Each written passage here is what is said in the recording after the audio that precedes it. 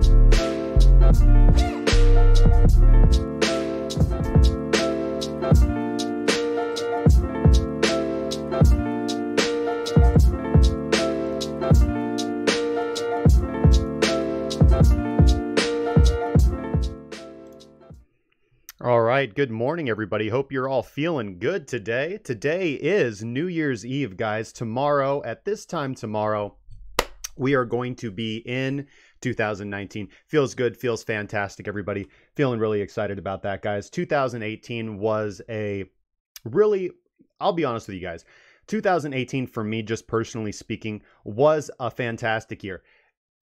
It doesn't seem that way. It didn't seem that way in the moment. I know a lot of people were very, very jarred by the bear market. We're very hard hit by the way that the market turned in January of 2018. However, it has been a fantastic opportunity and learning experience for those of you who are still here today. Let me take these headphones off. All right, geez, sorry about that. It's been a fantastic opportunity and experience for everybody that was able to stay in the markets or is coming into the markets now. I think that it's a more poignant experience for those of you who have stayed in the markets this far. The reason why is because you've had such a learning experience and opportunity. So many people that are in cryptocurrency today were not in cryptocurrency back in 2014 through 2016. Most of these individuals who are especially new to trading or are new to asset classes have no experience mostly with markets. Oh my dear Lord, we're already popping off. Hey, thank you so much. Gotta watch crypto, Mr. Ether. Thank you so much, man, for the $35 donation. You are in the lead, sir. Absolutely. And I want to shill XYO network, Mr. Ether says. Great project for location network in space or anywhere. In space? Boom, up in space, guys. You can use XYO on Mars. GPS cannot be utilized in space. XYO is a breakthrough in that space. Well, hey, man, thank you so much, my friend. Appreciate it so much. Thank you so much, man. You guys are awesome, man. All right, so every time somebody throws a donation, I completely lose my train of thought. So thank you so much again, Mr. Ether. You're awesome, bro. Okay. So 2018 learning experience. I learned, I've been through bear markets before, guys. I've been doing this for a decade. Now, a lot of you guys have not been through a bear market before. This is a new experience for you. And I'll tell you what, that if you have the temerity and the tenacity to stick through a psychologically jarring and brutal experience like 2018 was from a financial perspective to so many individuals, especially a lot of you fresh-faced traders out there, this was an amazing opportunity to learn more about yourself, guys. One of the most common things, I guess one of the most realistic cliches that I've heard in trading that is absolutely true is that you get out of the markets what you put in, or you get what you deserve. That's kind of one of the common phrases that I use in general, psychologically speaking, is that people get what they deserve. Most people don't like to hear that, but the reality of the situation is that life is what you get out of life, what you put in. And when you stare at life, when you stare at situations, what you're going to see is yourself, the manifestations of your subconscious, of who you are as a person staring back at you. You actualize reality through your own thoughts, experiences, and actions. And you perceive the world through the lens of the way that you are crafted. The way that you perceive the world is the way the world would be reflected back at you. So, and it's the same thing with the markets. When you stare at the markets, when you look at the charts, when you generate trade ideas, you're going to get back from the market what you put in. There's a great, hey, thank you so much. I can't see your name because I've got my thing so small. Oh, Scion Sin, thank you so much for the follow on Twitch, my friend. Thank you. There's I guess this is encapsulated best by a particular saying in trading, which is that bulls make money, bears make money, and pigs get eaten. So you do want to, it does help to figure out your directional bias, whether you're a bull, a bear, or a pig, which is a mix between. See, a bull is an optimist. So a bull looks at the chart and they see all the positive things. They're like, okay, I see falling volume on a retracement. That means we're going to pump up. I see good volume right here. That's bullish movement. I see good fundamentals for this company. We're going to make money. A bear looks at the market and they see all the negative things. A bear says, oh man, look at that profit earnings ratio. Look at the FUD that's being spread about the company. Look at the risk that's associated with trading this. I'm going to short this thing down. And pigs, they tend to look at the market and they're like, I don't know, man. Is it going to go up? Is it going to go down? I don't know. I can't make up my mind, blah, blah, blah. So, you know, that's the most common, I guess, phrase in trading is that bulls make money, bears make money, and pigs get eaten. So you do want to kind of figure out what you are from the outside. I think you'll be more successful in your trading. But that's not to say that you can't make money as an optimist and you can't make money as a pessimist. Know thine self, I guess, just to quote the Matrix Oracle, you know. Know yourself as you approach the markets. The most important tool that you're going to need is mastery over your emotions. You're going to have to be able to let winners run. You're going to have to be able to cut losers short. You're going to have to be able to take a losing streak and keep on coming back and sticking to your strategy, regardless of what your strategy is, making sure that you're not deviating from the plan, because once you start deviating from the plan, you are generating chaos out of order, and it's pretty much a slippery slope from there, man. All right, so let me get to the chat, guys. Beg Ferrati, good morning to you. Gabe Anderson, got to watch crypto again. Thank you so much, sir, for the donation. Gabriel, aloha, happy old year. Adam Pragnell, hey, good morning to you. Carl Paljev, you can't break Bitcoin. Adam Pragnell, I'll allow that link, sir. Gene, again, happy new year, man. Really appreciate the work here. Thank you so much, man. I really appreciate the support. Alex, how are we doing this morning? Ben, Joseph, Mike, 500, Jurgen Ernst, 5th, Ronan, Clipson, Plexterfield, good morning to you, man. What's up with the screen? Can't see it all. Blue screen on the left. Yes, so I am going to be experimenting with a new background. Everybody was telling me that black is easy to see, but I was having to do a lot of squinting, especially on watching the playbacks of the videos. And to be honest with you, Nitin Soki, good morning to you. To be honest with you, I don't like trading in dark themes. Maybe it's just my psychological perspective, because I am, you know, there's kind of two people in my opinion. There's cheerful pessimists and melancholy optimists, and I tend to be a cheerful pessimist. So you would think that the black would actually revolve to my black dark heart, but the reality of the situation is that I'm cheerful, even though I have a fairly pessimistic bias. So the black, I don't know. I'll tell you what, when I'm trying to generate trade ideas, like staring at that black psychologically affects me. It's like staring into an abyss, and I'm like, price is going to be sucked into that black abyss. So I'm going to switch to the new the new blue background with the white and black candlesticks.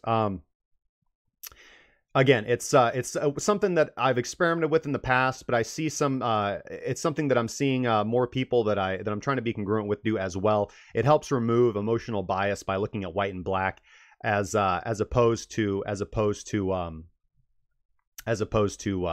green and red, which tends to have your psychological conditions in there as well. Let's see here. Happy New Year. Hugfest asks, what are the next 12 hours looking like? I invested a little high. I need the market to go up 6 to 10% today or tomorrow. Thoughts? We'll get into that just in a second, sir. Mr. Decipher X, hey, Justin, Happy New Year to you as well, my friend.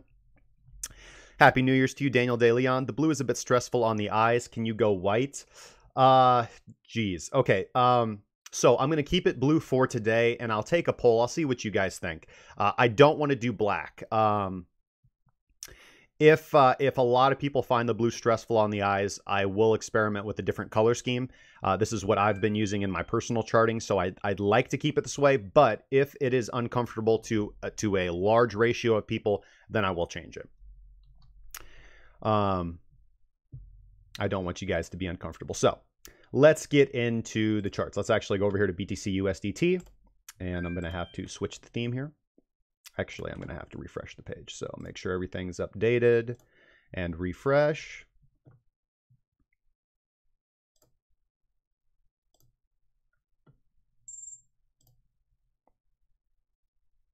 Go to settings and throw on my com trading template.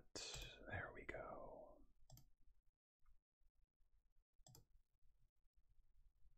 Oh, I didn't save that.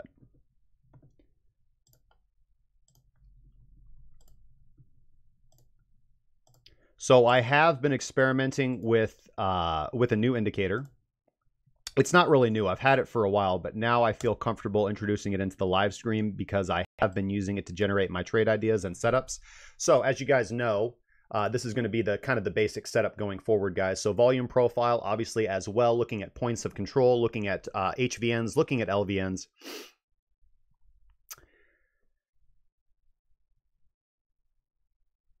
Joey Rockets Crypto says, I don't see the black, just the bright colors of the price action and drawings.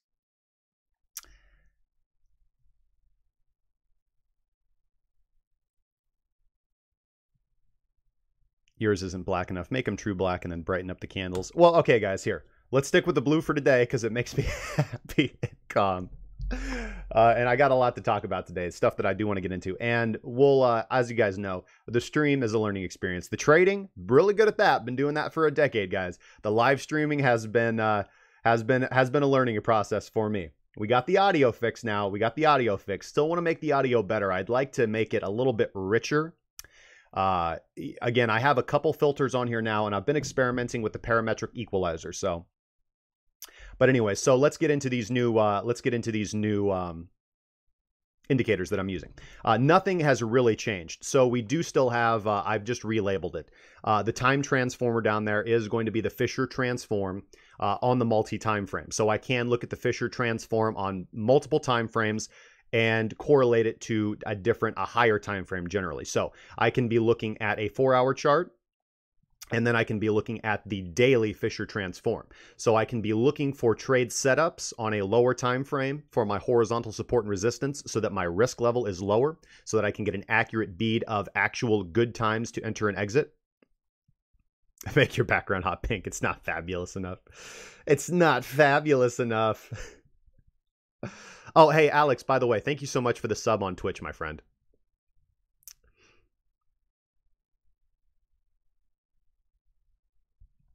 But the time transformer is going to be our traditional Fisher transform. And now, guys, again, we have webinars on this for the trading group. The Fisher transform is going to be the oscillator of choice. It is not a momentum indicator so much. It can be used as a momentum indicator, but when we're looking at the Fisher transform, it's going to give us lots of detail about what wave cycle the market is in. Above the zero line bullish, below the zero line bearish. We're looking for divergence. We're looking for crossovers. However, the Fisher transform can have issues giving you accurate entry and exit signals if you're using it for a crossover strategy. So that is why we're going to be using the HD transformer. So that's the Hamadine discriminator. I want to thank Alex for hooking that up with me as well. Again, Alex is kind of the master of the Fisher transform. So the Hamadine discriminator is going to be automatically predicting what cycle that the market is in. Instead of manually adjusting it, which you do have to do with the Fisher transform, the Hamadine discriminator automatically figures out what wave cycle it is in, and this is taking the transformation of the RSI wavelength. So it is, in my experience, giving us far more accurate entries and exits. So anyways, guys, I'll be doing some courses on that coming out in the future, but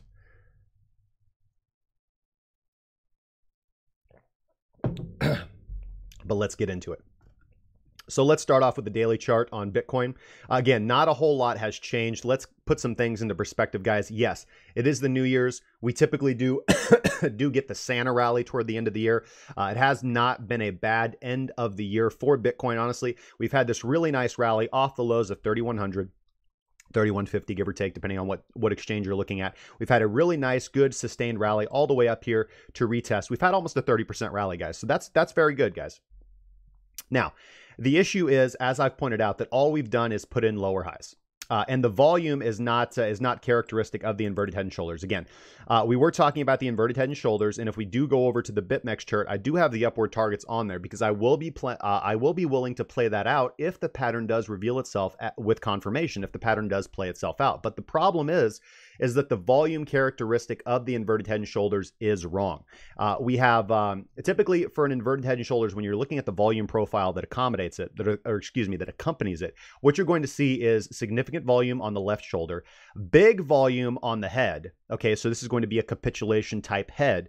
We don't see that. And then you see higher volume than the left shoulder with the right shoulder. Now let's just look at volume here, and do you guys see that whatsoever in this pattern? No, you don't. You see higher volume on the left shoulder, you see reduced volume on the head, and you see lower volume than the left shoulder on the right shoulder, guys. This to me is bearish, guys. Unfortunately, this is bearish. This is not looking like it's going to play out whatsoever. This is looking like it is going to go to the downside. Now, I would be expecting a New Year's kind of a pump, kind of a brief failed rally up into my short target area. Again, if we go to, what does it feel like? What does it feel like? Logarithmics off. Okay, good. If we go up into my short target area here, again, just looking at this descending trend line off the highs and the lows, and again, I don't know why that's adjusted itself. I swear to God, somebody comes in while I'm sleeping and adjusts my charts. But anyways, we can see on the daily chart the area that I am targeting to enter my shorts from. Again, do have spaced sell orders in between this area. Again, we're looking at spot price. So I am referring to the futures contracts. I am referring to BitMEX, but this is the area that I am targeting to enter in my shorts from. The red box territory that we have right here is the area that I am going to be looking at managing risk. So let's actually make that a little cleaner. And a strong close for me above 42.88 would be an indication to potentially consider going long. I'm actually going to be very conservative on taking a long breakout position on BTC. I'm going to actually probably wait. I'd be willing to commit, maybe 5 to 10% of a position size upon that initial daily close above 42.88. But then I am definitely going to be waiting for a spike and then a pullback to retest that support, that resistance as support before I am willing to commit a regular position size to the trade. Until then, I'm just going to view it as a scalp opportunity, and I'm going to be waiting for my trade to be initiated, which would be, again, to the short side. No indications that the bear market's over. It's going to take a lot. It's going to take a lot, guys, unfortunately. I know everybody is kind of screaming and calling for 5K, and I was tentatively bullishly optimistic the other day when we were over here in this area, but then look what happens. You have to wait for confirmation. The technical's closed. We got a shooting star or an evening star candlestick pattern. Shooting star pattern right here, not really clean on the, if you go down to the lower time frames, you can see the shooting star pattern, but an evening star reversal candle right there. We did crash back all the way down into a supply zone, or excuse me, a demand zone.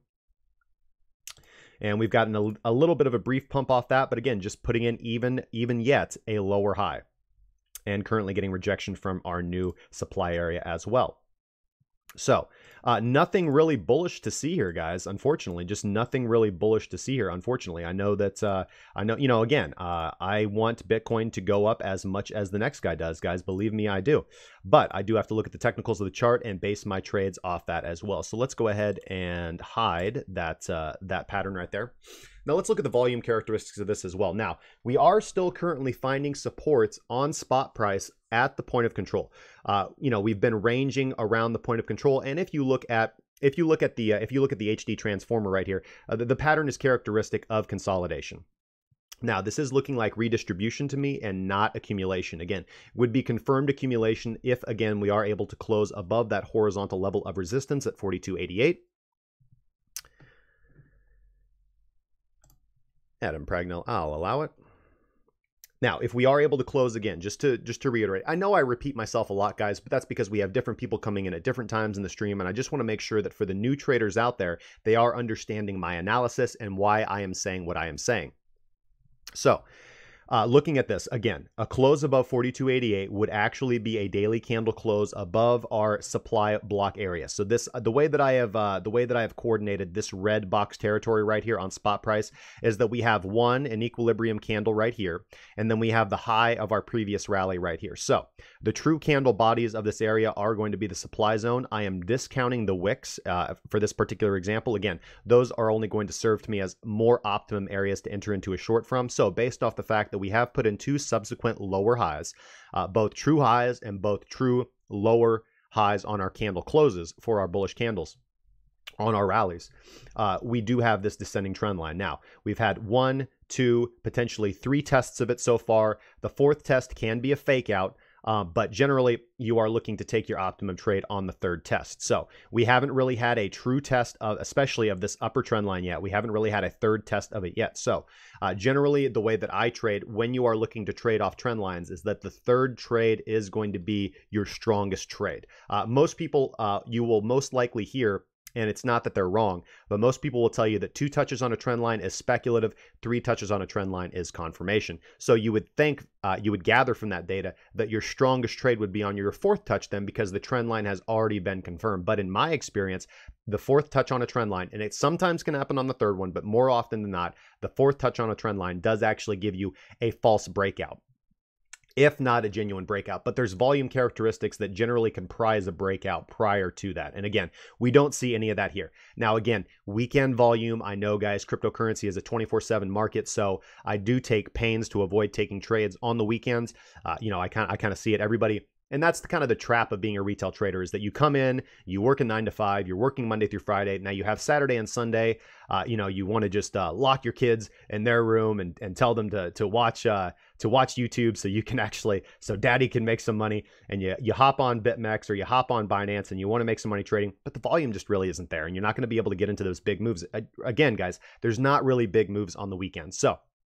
And today, it's a holiday week, guys. It's a holiday week. So it's a half day for the American markets. I believe the Asian markets are closed until Thursday. And tomorrow is going to be a closed day of the markets. Again, in the United States, the markets can only be down for 3 days. It's a law. So we are having a half day today. Not a lot of volatility today, honestly. And we're having a completely closed day tomorrow. So I'm not really expecting a big, massive movement here in Bitcoin. The futures did gap up. The CME futures did gap up a little bit. We didn't quite fill the gap that I wanted to see, but we did wick up to that area. Didn't really get that nice candle body close up in that gap down that we experienced a few days ago. But that is going to what I'm seeing here. So let me put this in more realistic terms. If we do end up closing, again, I'm going to put little weight on what happens today and tomorrow. Again, Wednesday, we're going to have a full day of the market. So we'll really look to see, again, we'll probably see the setup, but I would not be surprised if we do get a little bit of a counter trade, a little bit of a counter trend movement. And in that aspect, I would not be surprised if we did drift down or just consolidate right where we're at. We've had it, we do have a bearish candlestick on the daily right now, but again, we're just coming down to the point of control. We did wick down below it, but the bulls are pushing us up above that point of control right now. So again, that point of control coming in right around where price is right now. 37.42. Now, more than likely, we do continue this bearish drift down. We could get a little bit of ranging consolidation where we actually range between this distribution block and the point of control. If we are able to close, again, I am actually in a short position right now. I feel that's the safer position. I think that we do probably end up drifting down below, most likely a little bit of ranging, but that's the trade that I have on the table for today, is taking the short position down, looking to, but again, it's a fairly tight stop because I don't want to positionally trade this yet. I do think that overall Bitcoin is definitely going to go down, but I am expecting, I would not be surprised, and I'm trying to prepare for it, a counter trade pump up for a 3rd touch on these trend lines right here. So I'm going to take advantage of the bearish movement right now and look to take this down potentially to this previous supply zone. Might even get a wick down to this lower supply zone as well, but I would expect that before Bitcoin continues its journey downwards below 3K, which I do expect that we will end up going down there, that we will get this nice, that we will get this 3rd test on these trend lines right here. I'd especially like to come up and retest this trend line right here. So coming in around that $39,000 to $4,000 area is where I'm going to be looking to enter into my larger positional trade shorts from, managing risk up here in this red box territory area as well. And then again, if we do close above 42.88 on a daily and sustained basis with good volume, then I will potentially speculatively look to enter small, low leverage longs. Upon a retest of that, confirm support of those levels as support now and not resistance, and not a fake break and not a breakdown, then I'll be looking to enter some more longer term longs up to that $5,000, $5,500 range. Now, the likelihood that I put on that scenario of the breakout and the long trade is like 5 to 15%. Very low probability, in my opinion, that actually does end up happening. Can it happen? Yes, anything can happen. So the way that I'm looking to play the markets right now in the short term is to actually take it to the downside. Again, guys, people think that I have a crystal ball, so I know that's frustrating for people to say, well, it could do this, and if it does this, then it'll likely do this and the third. But at least I'm not an Elliott wave guy here, guys. Listen, if you got, I've been, there's a great tweet. I'm gonna have to pull it up, but I can't remember who it is, but I just saw it the other day, and it was somebody saying and I completely agree with it. I've been listening to Elliott wave guys for like 5 to 10 years now, and it's always the same thing. Like, okay, guys, listen. This could be wave 5, or excuse me, this is probably wave 4. And that means that wave 5 will be huge. But But if it's truncated, it probably won't be that large. And if you look on a higher time frame, it might just be wave 3. Of course, it could break down into a zigzag, but, you know, looking at the wave pattern, we'll know once it completes. Like, fucking, are you serious, dude? Are you really serious? Like, any kind of technical analysis that only works in hindsight is garbage and unusable, man. Ah, geez. Okay, let me roll through the chat a little bit, guys. Okay.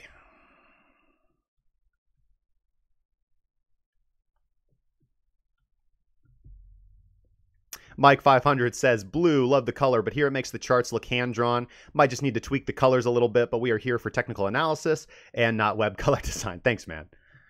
Thanks, Alex, man. I appreciate that, man. You're pretty good with that stuff. Again, everybody knows that pretty good trader here, guys. That's what I do. Not the most tech-savvy guy in the world. That's why I'm very blessed to have such a strong support team and a wonderful team of analysts and traders, and now potentially some coders. Well, we do have, two great, we have one fantastic dev, and we have a couple coders that do help us out with some side projects as well. So really fantastic team we have here at Cracking Cryptocurrency. I really couldn't do what I do on a daily basis without them, except for manually trade, which I've been doing for a decade, and I'll continue to do until the cows come home. Gabriel says, I like to change colors from time to time anyways to shake up my brain. I still have a couple of charts on the Halloween, orange and blue from Crypto Watch, just to make sure my bias isn't too set in. Hell yeah, man. Shoot, just scrolled all the way down. Alex says, interior designers deal with color stuff like this all the time. Probably could inform us best on how to color the charts for easy visual comprehension. Man, well, you know where you're located, man. Give me some of those decorators, man. Oh, man, Scion Sin, thank you so much for the sub on Twitch, man. Highly appreciated, man. Welcome to the community. Yeah, that's a good tune right there, guys. All right, and it's done. Hey, thank you so much again for that sub, brother. Johnny Boy Crypto, hey, happy New Year's to you, man. Be safe out there. To everyone, don't drink and drive. It's not worth the consequences. See you in 2019. Yes, again, man. Definitely, if I have one pet peeve, if I have one group of people that I would like to line up against the pillars and have shot, it would be people who drink and drive. Again, I don't drink a whole lot, but nothing really frustrates me more than people who drink and drive. It's the most irresponsible choice that you can make. So don't do it, or we will find you. Johnny Boy Crypto, man, happy New Year's to you, my friend. Shout out to your Crypto Daily, guys. Make sure you guys go check them out on YouTube and Red Planet 32 on the Twitch there. All right, let's check it out here, man. Hey, Dice Enzo, what's going on, man? Adam Pragnell, I am definitely not trying to ignore you, man. Don't think that I am for 1 second, brother. Mr. Ether says, don't worry, guys. We can all wait till Wednesday to get liquidated.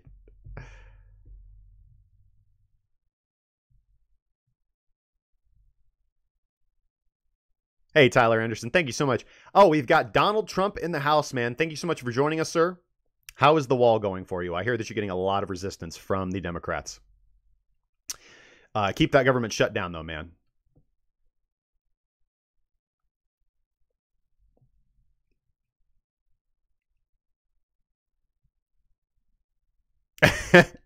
Jürgen Ernst says, Elliot actually works really awesome in hindsight. You beat me to it. Yeah, you know, there was, oh God, what's his name? Haijin Lee. Yeah, Haijin Lee on Steemit. He's got a pretty big following there. Again, there's some interesting stuff there with like how, blah, blah, blah, blah, blah, with how he's got so much of the Steem and all this and that. But, you know, obviously Steem is being devalued. Hey, Edward Park, it's a fence, Donald Trump says. Fifth Ronin, Bitcoin mining difficulty adjustment recently. Yes. So what was that? Yeah. So Bitcoin mining difficulty is going to go up 9.4%, or it already did today. I can't remember if that's today or tomorrow. Typically, when we have big decreases in difficulty, Bitcoin price dumps significantly because it's easier for individuals to mine, and they're wanting to dump those coins on the exchange. We do have to keep that in mind, that now are we expecting a counter movement because of mining actually going up? That's a fundamental issue to consider. However, all I can do is look at the charts and trade the technicals. Again, I put less stock on some of those, you know, some of the fundamental things that I look for definitely to develop my trade ideas. For example, why am I long-term bullish on Bitcoin? Does it have anything to do with the technicals? No, it has all to do with the fundamentals. I think it is a life-changing technological innovation that can replace or significantly, what's the word I'm looking for? take away a lot of credit and fiat's power and ability to finance the world. Let's see here. Joey Rockets Crypto says, I would like to recommend changing the scale text so the pricing, ticker symbol, and names are super visible. Maybe a black or a white. Okay, cool. Let me write some of this stuff down, guys.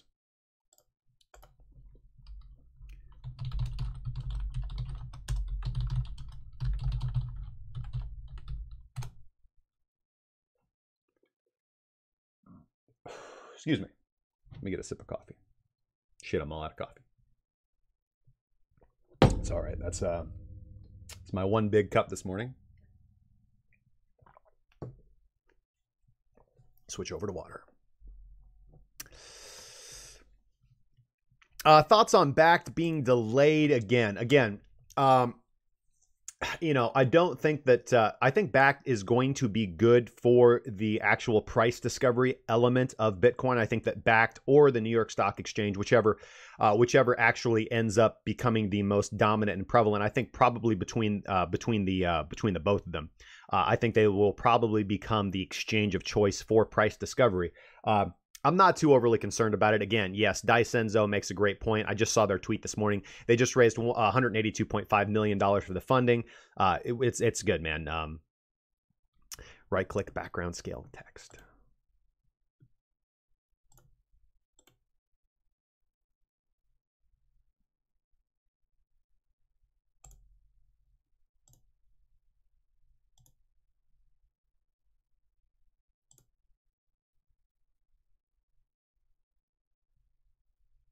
Not exact. Oh, here we go.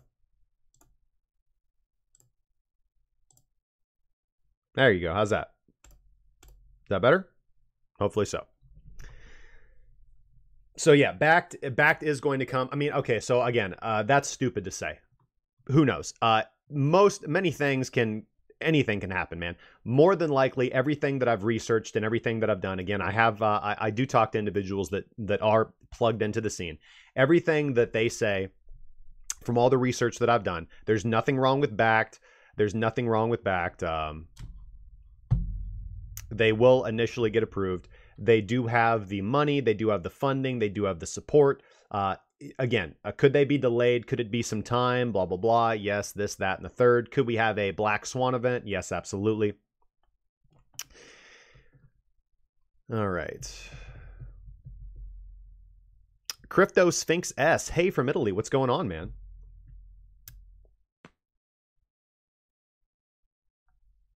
Yes, Bakkt just got delayed. These things take time, guys. These things take time. Now, do I really, am I putting all of my weight in stock on Bakkt, that Bakkt is going to save the bull market? No, I think that we most likely have at least another 6 to 9 months of the bear market, guys. I really do believe that. You do have to prepare yourselves for that, unfortunately. Great opportunity for those of you who are able to short the market. Still, again, we talked about the learning experience that the bear market has. So if you guys have completely spoiled and wasted your opportunity for personal growth that this bear market has offered to you, don't worry, you got another 6 to 9 months. Anything can happen. We could pull out of the bear market right now and just put in $1,000 candlestick right now, like today. Probably not going to happen, but you guys just, you know, trading is about forming your prediction and then waiting for confirmation, reacting, not predicting. You have to do a little bit. You have to do a little bit of both. You do have to have an instinct and pattern recognition and an ability to spot good setups. But the big trick, guys, is risk management and sticking to the strategy, guys. Again, all kinds of different ways to make money. I know people that will just take very, very, very simple trade setups. They'll take a lot of very basic scalping setups and they'll be profitable. I know people that will only look for high probability, highly directional positional trade setups, and they are very profitable. But the only difference between those people and the people that lose money is that they stick to a strategy and they research and backtest what they're doing. And then they really stop listening to anybody else. Maybe up the scale text a notch.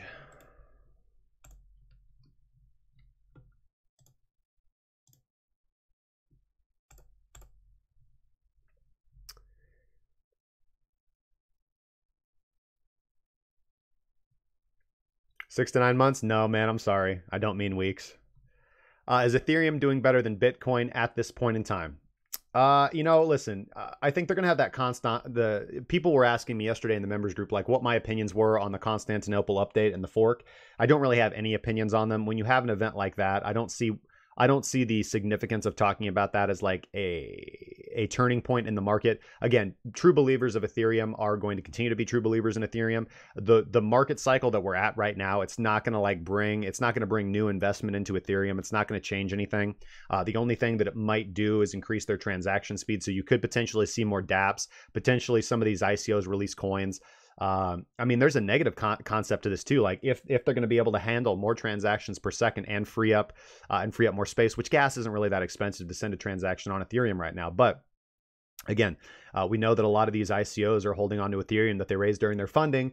And one of the reasons why I'm fundamentally bearish on Ethereum is because, again, you have a ton of these ICOs holding Ethereum that they raised during their funding for their ICOs. And a lot of them are still sitting on that Ethereum. But as we've talked about at length with the SEC cracking down on ICOs, we do have that new bill about the digital tokens and all that stuff. But I don't think that that's going to allow those who actually did token sales to squirm away from the SEC. The SEC has been in talks for over a year behind closed doors, because that's how they do stuff, guys. They don't. They actually do give a fuck about people who are invested in cryptocurrency, and they know if they drag all these cryptocurrency companies through the mud, through the courts, first off, they can lose because the SEC is not fiat. They're just an administrative branch of the executive government. They have to hire their own lawyers. They have to go to court. They can be overruled by judges. They can be wrong, and they commonly are wrong. So it's not like they can just snap their fingers and you're punished. They're not judicial. They're executive, so they can be ruled wrong.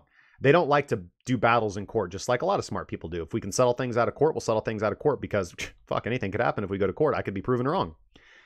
The last thing I want to do is lose my hair. I already did, but yeah, the SEC has been in talks with a lot of these ICOs for all of the year. We've already had settlements with Paragon, Airfox, and that was just kind of they rule by decree, rule by enforcement. So they're going to be doing some of the same settlements and talks with a lot of these individuals, and so these ICOs are going to be dumping their coins, if not returning funds to investors, which is what the SEC ordered Airfox and Paragon have to do. They have to return funds to their investors, and that's going to bankrupt a lot of those ICOs with the depreciated price of Ethereum.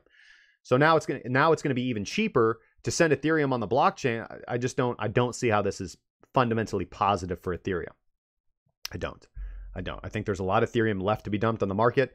Will Ethereum get another bull cycle? Most likely, yes, because it'll probably follow Bitcoin. And I know just people are not that like tapped out on it yet. And I think this is a good segue into something that I wanted to talk about, man. Let's see here. Joey Rockets Crypto says, agreed about Bakkt. I think too many people are relying on an ETF, so that's one of the only things I think will cause a quick explosion up, aside from the normal bull cycle starting. I agree. I mean, just too many people. Whenever you have like so many people focusing on one thing, they're usually wrong, especially when it's all crypto Twitter and everybody wants to talk about it. Now, I think that Bakkt will end up in the long term having a positive effect on the marketplace, because as more cryptocurrency offerings are offered to, excuse me, let me rephrase that. As more traditional routes of investment are offered to retail investors who aren't like us, like most of the individuals that are involved in cryptocurrency right now are retail investors, but they're like young or kind of cutting edge or tech savvy or nerds or hardcore or crypto anarchists or whatever. Or they just got into cryptocurrency because of the bull run of 2018 and now they just lost their shirts. So kind of like two differentiations of people, depending on whether you got in whether you got in late 2017 or you got in early 2017. Or, like mid 2016, really. But let's see here.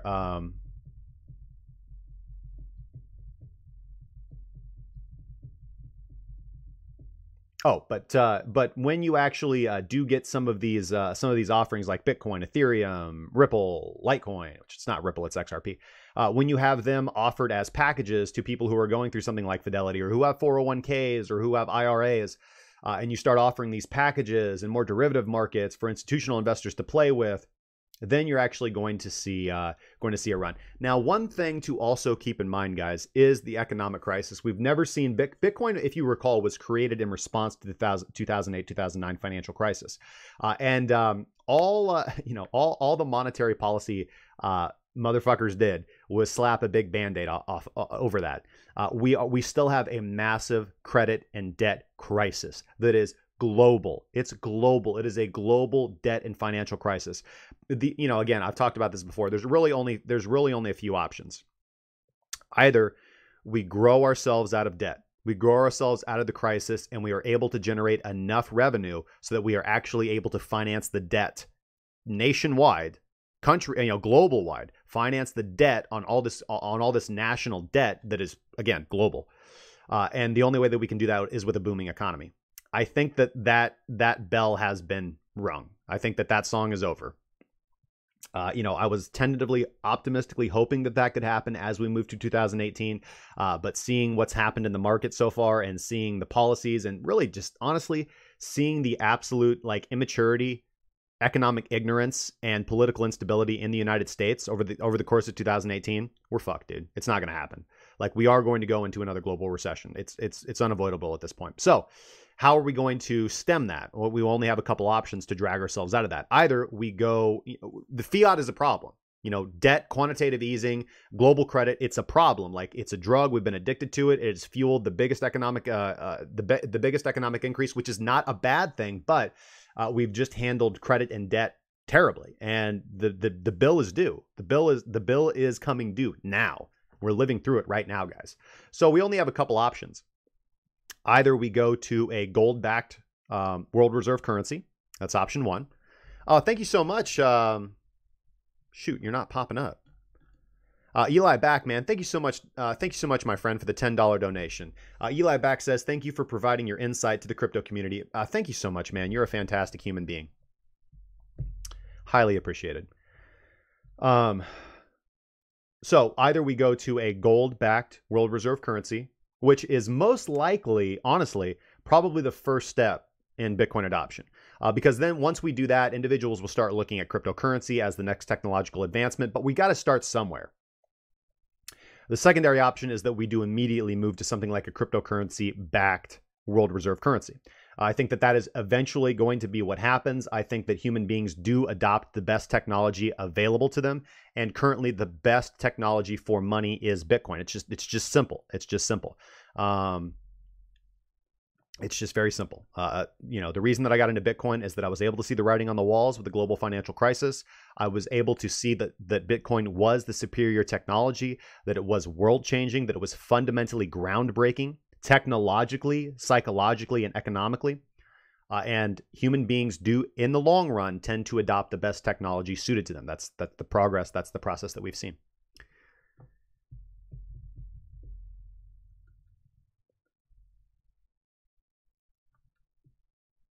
Mike Sarasano says, Ethereum will be a major player in the future. They have close to 750 million of stable coins.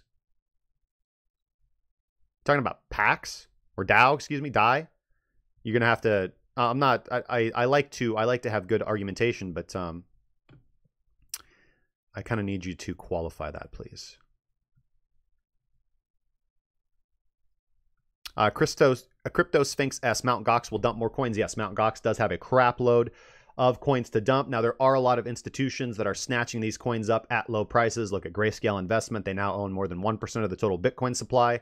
You do have a lot of institutions now that are filling their bags up at these levels. Again, as I've said before, if you are selling your Bitcoin, your spot Bitcoin, again, I do have to qualify this because I have to keep in mind that a lot of impressionable people watch this. Okay.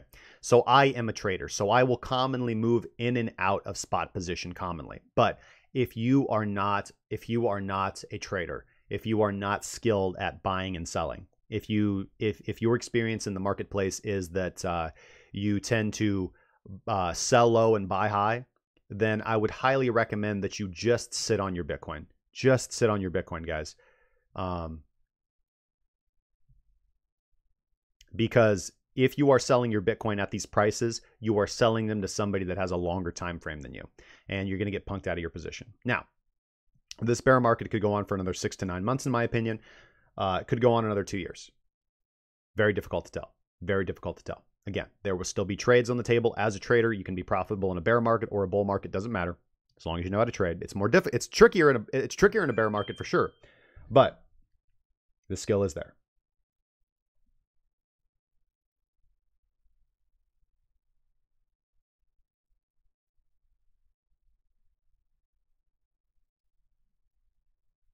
Sorry, guys, just looking at this text.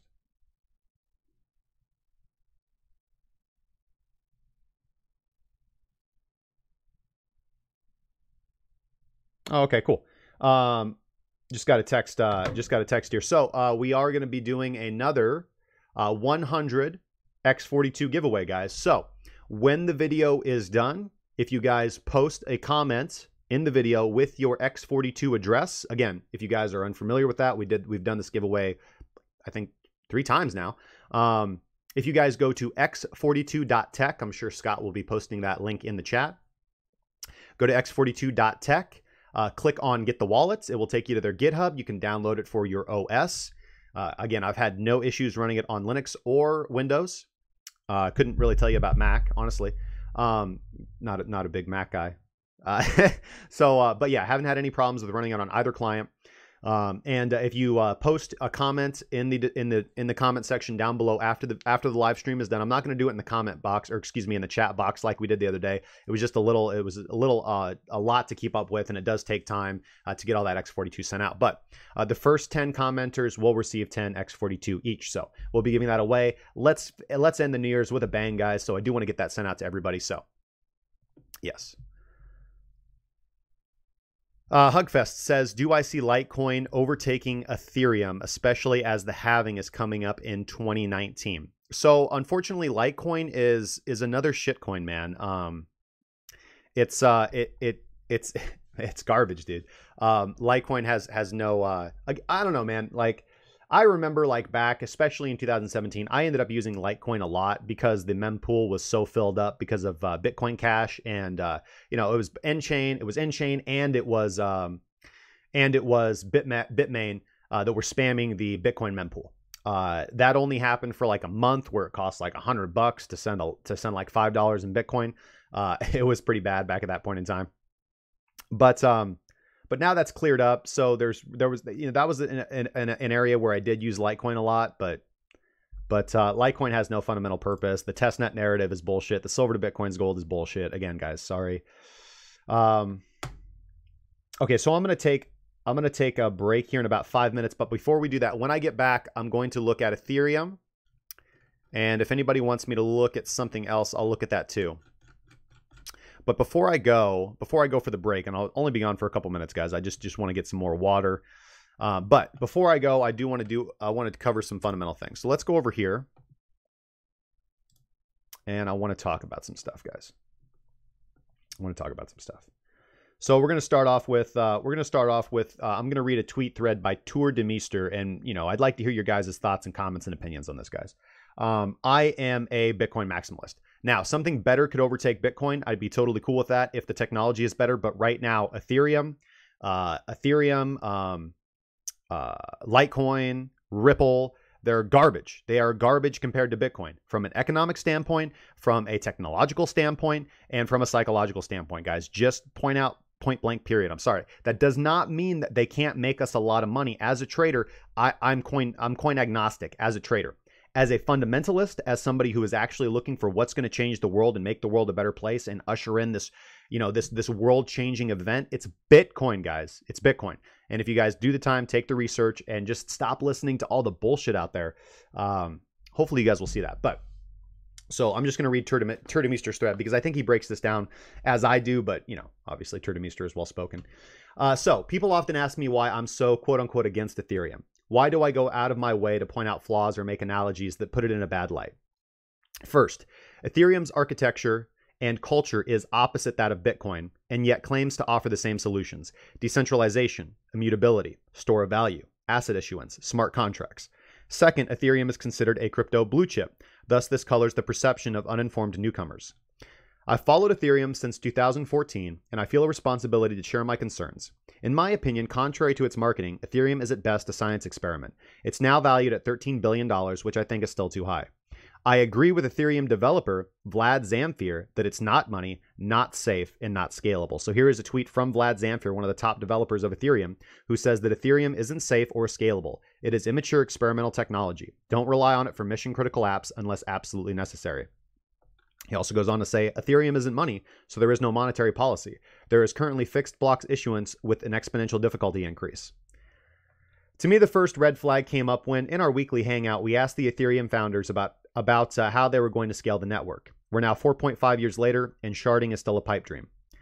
Despite strong optimism that on-chain scaling of Ethereum was around the corner, just another engineering job, this promise hasn't been delivered on to date.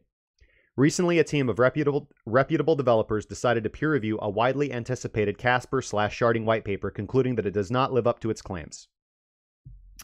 This is the conclusion from the paper. They stated the paper claims to show that the entire minimal CBC Casper family of protocols exhibits Byzantine fault-tolerant safety. However, the definitions and proofs provided in this paper result in neither a theoretically sound nor practically useful treatment of Byzantine fault tolerance. We believe that considering liveness without correctness is a fundamentally wrong approach. Importantly, it remains unclear if the definition of the Casper protocol family provides any meaningful safety guarantees for blockchains or if this approach is applicable to scaling blockchains at all. On the second layer front, devs are now trying to scale Ethereum via scale-via-state channels, Ethereum's version of Lightning, that's Plasma, but it is unclear whether main-chain issued ERC20 type tokens will be portable to this environment. Compare this to how the Bitcoin Lightning Network evolved. And this is a quote from from Starkness, Elizabeth Stark. The first public code for the Lightning Network was released in January 2016. The alpha was launched in January 2017. The beta was launched in March 2018. ICO, never. Okay, so the Lightning Network has been in development now for almost 3 years. Everybody thinks that it just was like some wild, crazy science experiment. No. Bitcoin's Lightning Network is now live and is growing at a rapid clip. In 2017, more Ethereum scaling buzz was created. This time, the panacea was Plasma. However, upon closer examination, it was the recycling of some stale ideas and the project went nowhere. The elephant in the room is the transition to proof of stake, an environmentally friendly way to secure the chain. If this was the plan all along, why create a proof of work chain first? For the uninitiated, here's a good write-up that highlights some of the fundamental design problems of proof of stake. Like I said, this is science experiment territory. Also check out this thread about how proof of stake blockchains require subjectivity to achieve consensus. And keep in mind that proof of stake is not a new concept at all. Proof of work actually was one of the big innovations that made Bitcoin possible, after proof of stake was deemed impractical because of censorship vulnerability. Over the years, this has become a pattern in Ethereum's culture, recycling old ideas while not properly referring to past research and having poor peer-reviewed standards. This is not how science progresses. One of my big concerns is that sophistry and marketing hype is a serious part of Ethereum's success so far, and that the overly inflated expectations have led to an inflated market cap. Let's illustrate with an example. A few days ago, I shared a critical tweet that made the argument that Ethereum's value proposition is in essence utopian. Ethereumism sounds a bit like Marxism to me. What works today, proof of work, is just a phase. The ideal and unproven future is to come, proof of stake. Utopian concept of progress, social consensus-based hard forks. Utopian future, perpetual income for all ethizens. I was very serious about my criticism. In fact, each one of the 3 points addressed what Vitalik Buterin has described as unique value propositions of Ethereum proffer. This is Vitalik Buterin, proof of stake in the roadmap, total and unequivocal independence from Bitcoin politics at both the protocol government and community level, and full protocol level decentralization. My first point about Ethereum developers rejecting proof of work has been illustrated many times over by Vitalik and others. My second point addresses Ethereum's romance with the vague and dangerous notion of social consensus, where disruptive hard forks are used to upgrade or optimize the system, which inevitably leads to increased centralization. My third point addresses proof of stake's promise of perpetual income to ethizens. Vitalik is no stranger to embracing free lunch ideas. For example, during his 2014 ETH announcement speech, where he described a coin with a 20% inflation tax as having no cost to users. In his response to my tweet, Vitalik adopted my format to play the same game in criticizing Bitcoins. My criticisms weren't addressed, and his response was riddled with errors, yet his followers gave it 1,000+ upvotes. Let's see here.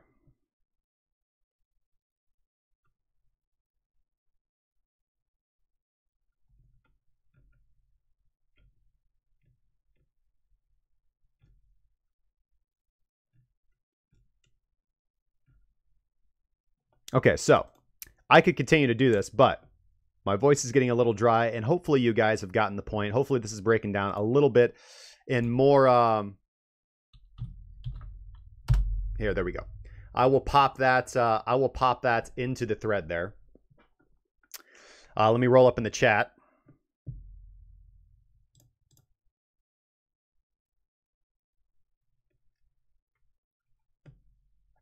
Let's see here. Any shit coins that I might like? Okay, so I do. Okay, so there's not a lot of shit coins that I actually like. There are some that I think are interesting, and that again, I am supportive of technology, guys. So let me quantify. Let me qualify what all the spit and venom that I just put out.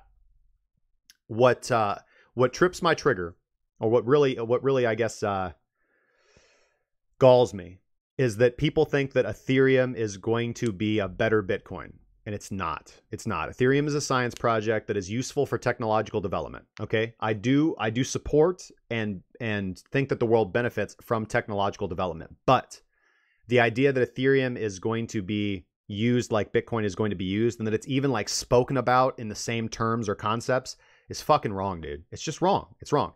Ethereum does not have the ability to fundamentally change the world in the way that Bitcoin does. Again, I talked about this earlier. We're going to go through a global financial recession. The reason why is because of debt and credit. The reason why debt and credit is because we don't have a sound and secure store of value and global reserve currency, which Ethereum can never be, will never be, cannot be. It's impossible to be. Bitcoin can be. Bitcoin has all the proper technology. Bitcoin has the proper fundamentals. Bitcoin has the proper economics. But I do like some projects. I do like Komodo for its experimental progress and technology. I do like Funfair. I do like X42. I do like MMO Coin. I do like there's lots of projects out there that I do support, and I am from a perspective where I do support Ethereum. Okay, I do support Ethereum from the aspect of technological development and seeing how it can benefit the cryptocurrency community. But I still think for what it claims to be and what people believe that it is, they are wrong, and I feel it is my duty to correct them and say what I say, even if they're non-consensus opinions, man. All right. Shafi1 asks, what do I hodl? Only Bitcoin, my friend. Only Bitcoin. When you get backed. When I get backed, man. But considering that people like shitcoins nowadays, yes, it is possible with hype. Yes, I agree. K7 Jixer 1000 says, the good old days of cryptocurrency are over. The space has been backfilled with Wall Street scumbags looking to eat everyone else's lunch. Now paper Bitcoin decides where the market goes, not actual Bitcoin. That's true. All right. I'm all out of shitcoins. Only Bitcoin now. All right.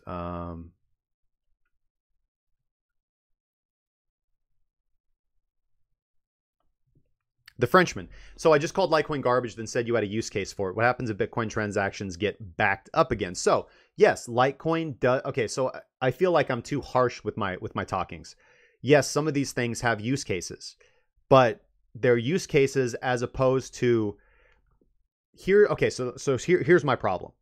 All this goddamn money that people are throwing into coins like Litecoin and Ethereum and thinking that they're going to be so fucking huge is actually slowing down Bitcoin adoption because they're muddying the waters. Not that these coins are worthless, okay? And they're garbage. The reason that I use such strong words is because the connotations that people put into them and the way that they've overly inflated the market cap of these coins, which has held back global cryptocurrency adoption of Bitcoin, which can fundamentally change the world in a way that this other crap can't. That's why it's garbage. Not that it doesn't have a use case, not that I don't support it, not that it's not amazing technology, not that it's not beneficial technology, but I've seen the world be literally held back and kept in global slavery to debt and crisis, the International Monetary Fund, immature governments with their squabbling politics, whereas Bitcoin can fundamentally deliver the world into a better light, into financial freedom, into a global reserve currency that is actually stable and immutable. And people thrusting millions and millions of dollars into Ethereum and Litecoin is slowing that process down. So, you know, I've been trading for a decade now, and I've done well for myself. I'm comfortable. It's you know, and I'm getting a little older, so I'm kind of looking to try to make the world a better place. That's why I created Kraken Cryptocurrency, and that's why I started doing the streams, so that I could provide good education, good training, good mentorship, and good technical analysis in a space where I just see so much misinformation, so much confusion, and so much pain and wreckness, honestly. And I feel that it's, you know, I don't go off like this every day. I know it's New Year's Eve. I want to keep the mood light, you know, blah blah blah. But I just do feel it is my duty to, you know, to share my opinions and thoughts, guys. And my opinions and thoughts is that I look at Bitcoin as an abolitionist. I see the world in a state of slavery to debt and credit. It is unhealthy. It is wrecking our societies. It is causing a lot of pain and chaos out there. And I view Bitcoin as an abolitionist would view the abolition of slavery. I think that financial institutions and banks and governments have enslaved themselves psychologically and enslaved the middle class to debt and credit. And they've pretty much taken a big straw and stuck it, you know, in the big pipe of money, and they've just hoovered all that up. And I've seen in my nation, in my country, I've seen the middle class be absolutely decimated after being the most vibrant and quickest growing middle class ever in the history of the world.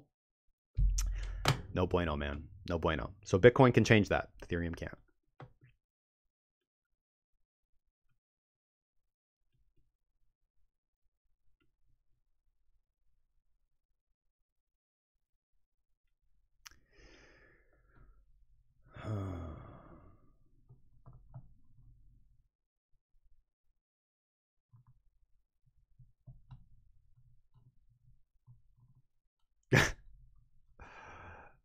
I was just about to read that, but MaxX says Litecoin's biggest technological advancement is a UFC advertisement. That's true. It did test Lightning. It did test Lightning. Yep, I'm in America.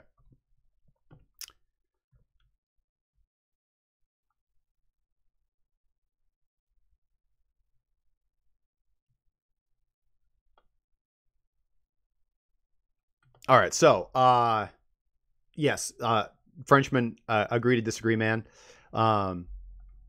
Again, I don't think that you're wrong with your opinions. I just have to share my sometimes heated and well thought out opinions. Sometimes not well thought out. Sometimes just how I'm feeling off the cuff. But all right, guys.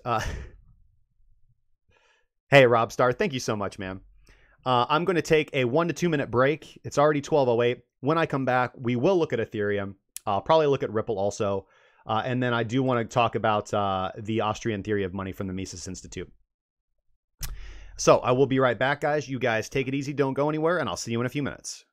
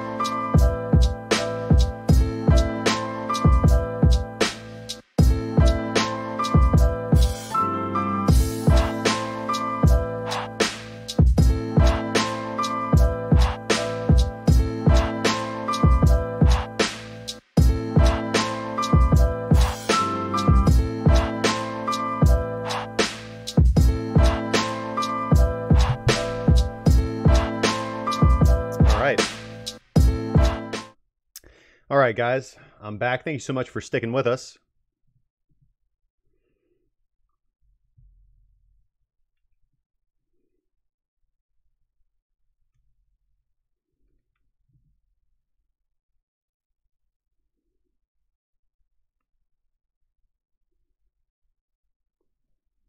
Let's see here.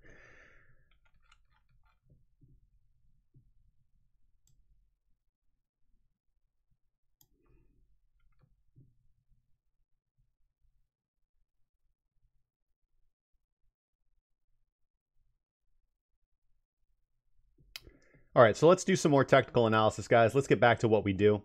Not a lot has changed. Looking at Bitcoin here on the daily chart, let's get into the BitMEX chart and just go over this a little bit. Again, we are looking at those upside targets if we are able to break above and form a higher high. Again, we do need to see a close on the BitMEX chart above 4,283 for me to even consider those targets as well. Zooming down here into the BitMEX chart as well, we do see that let's start off, we're on the 4-hour chart on BitMEX. We're back inside that equilibrium block right now that has acted as support, acted as a little, has not acted as resistance yet. Again, the scenario for Bitcoin gets very bad. Again, we do have this supply zone right here that has only been tested once, and we do have the supply zone down here which has not been tested on a second pass through, okay? So these are areas that I would be interested in taking scalp longs from. More than likely, these also are going to act as take profit targets for short positions as well. If we do look at BitMEX, we do see that we are underneath the point of control on the BitMEX chart, actually. So if we go and take a look over at spot price, we do see that we are at the point of control. Over here on the BitMEX chart, we are already below the point of control. The Fisher transform has already crossed below the zero line. We are getting a little bit of confluence on our HD transformer. Let's see here. We're also getting confluence on our Fisher transform as well. So no divergence to speak of yet. The only divergence to speak of is that good old classical hidden bearish divergence here, where we do see our previous swing high, and then this most recent swing high is actually a higher high on the oscillator. If we go in here and take a look here, you can see that. Just that good old hidden bearish divergence. All right, continuation divergence, class B. So lower high in price action, higher high on the oscillator generally signifies continued downwards movement. Also, the fact that the volume profile for the characteristic of this inverted head and shoulders pattern is not correct at all. The volume pattern is absolutely completely backwards. Generally, we would see this completely shifted around where we have decent volume on the left shoulder, much higher volume on the head, and then we have higher volume on the right shoulder than we do have on the left shoulder. Do we see that at all? No, we don't. I do consider this as an opportunity to continue to the downside. I am looking for short plays. Again, I am currently in a short position on XBT USD perpetual swap today. I'll be playing that out, managing my risk fairly tightly. Again, if you guys want to go in here I will show this trade. Again, managing risk right here above the recent local high, at the recent local high candle body close, looking for other opportunities. One of the last trades that we took was, again, this distribution area here, the supply area right here, taking that down as well to the supply zone. So, again, these upward targets, we do have them plotted out here. The measured movements of the left shoulder are going to be 5,615. The measured movement of the right shoulder is going to be 5,364. And the aggressive, or excuse me, my targets are actually going to be in the LVN in between this area. Again, one good area to actually set your targets is in LVNs, not HVNs. HVNs are going to give you resistance. One smart strategy is, of course, to set your targets at LVNs prior to HVNs. So low volume nodes to high volume nodes.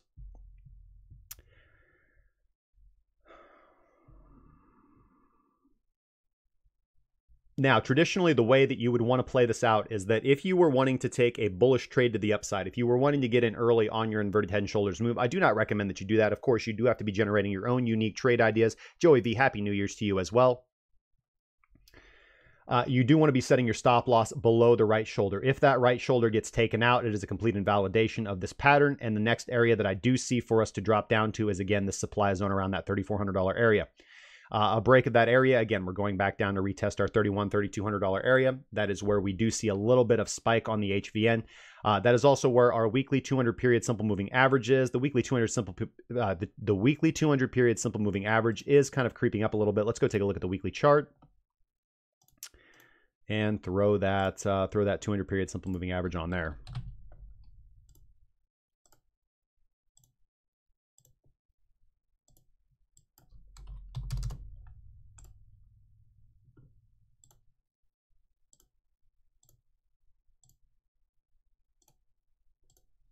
So we do have that weekly 200 period simple moving average still uptrending, still curled up.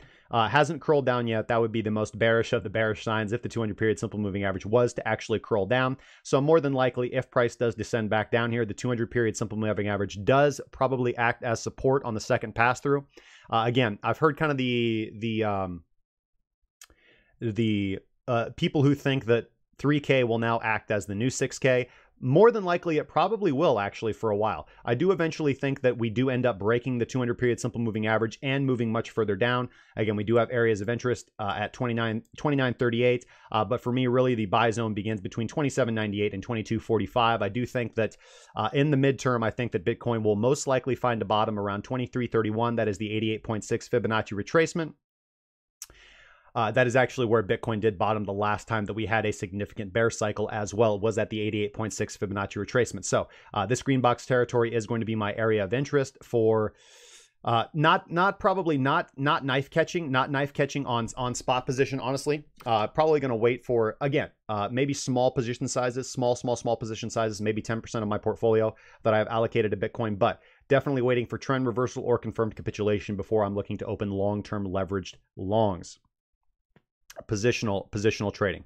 Until then, everything is short-term trading, scalping, or positional short placements, as I talked about earlier. So low volatility on the last couple of weeks, low volume on the last few weeks. We do have this week that it's just opened up now. I do expect that this will most likely be a low volatility week also as well. Now, we did find support at that 50% area, 35.89, which is actually the high of our previous bearish candle as well. Taking that out again is probably going to foreshadow a test again of the 200 period simple moving average. So in the short term, for the next few days, I do expect Bitcoin to drift further down, although I will be managing that risk right above the point of control, which is also the recent swing high, not the recent swing high, excuse me, the local high. If we're able to close again above the point of control here on BitMEX, I'll probably be looking to take a hedge long position up here to retest this optimum short area entry for me between 3,800 and 4,000 on the BitMEX chart, about $100 higher on spot price on Bitstamp. I'll be looking to open up more longer term positional shorts from that area. Again, we really got to take out these higher levels if I'm even going to consider looking for a positional or at least a swing trade for a swing long on Bitcoin. Okay, so that's Bitcoin. Not a whole lot has changed, honestly. Let's go take a look over at Ethereum.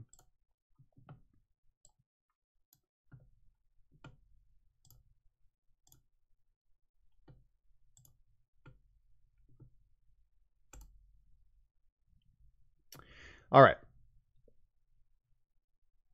Ethereum right now on the daily chart. Let's take in, I want to take in enough market data to make this important. Okay. Now let's just take in the decline. Okay, excellent. So yes, Ethereum still trading underneath, or excuse me, Ethereum still trading above the point of control. You can see that we did have this nice kind of blow off top on big volume. We had an evening star candlestick pattern right here, did reverse us down to find support off the previous point of control. Now, Ethereum is drifting upwards and finding some good momentum. Falling volume, which doesn't surprise me. So again, it's hard to pick a directional bias out of this. However, we did close a candlestick higher than our previous candle close on the daily chart as well. That is tentatively a bullish sign. Again, I think that Ethereum probably does have a little bit of a leg up here to run. Again, still being very cautious. So let's go actually pull open our drawing tools right here. Again, I had talked about this last time. I think the last time I talked about this was a few days ago, was looking for this area to hold as support. We actually did end up wicking down into it and staying above it as well. Next upside targets, now that we've taken out this, would be the next significant areas of resistance that I'd be looking at least for take profits, would be $167 or $171.36. We do have this next area, this next HVN or distribution order block to contend with, and that is coming in at right around $175 to $180. That is going to be the next. That is going to be the next tricky area for Ethereum to get over. Now, I will remain tentatively optimistic on Ethereum right here. However, we do see a few things. We do have the Fisher transform crossing the zero line here. Again, that was your entry signal. And this is why I do like to use the HD transformer as well to get that more optimum entry signal right here. You do see that as the Fisher transform crosses the zero line right here, we actually do get a brief oversold position or overbought position on our on our HD transformer. We do bottom above the zero line, though, on the HD transformer right here, which is a bullish sign. When we are bottoming above the zero line, typically is telling us that we are entering into the positive aspect of the wave cycle. Again, don't get confused when I say wave cycle with what Elliott wave garbage mother... Sorry. I know that I use harsh wording sometimes, man.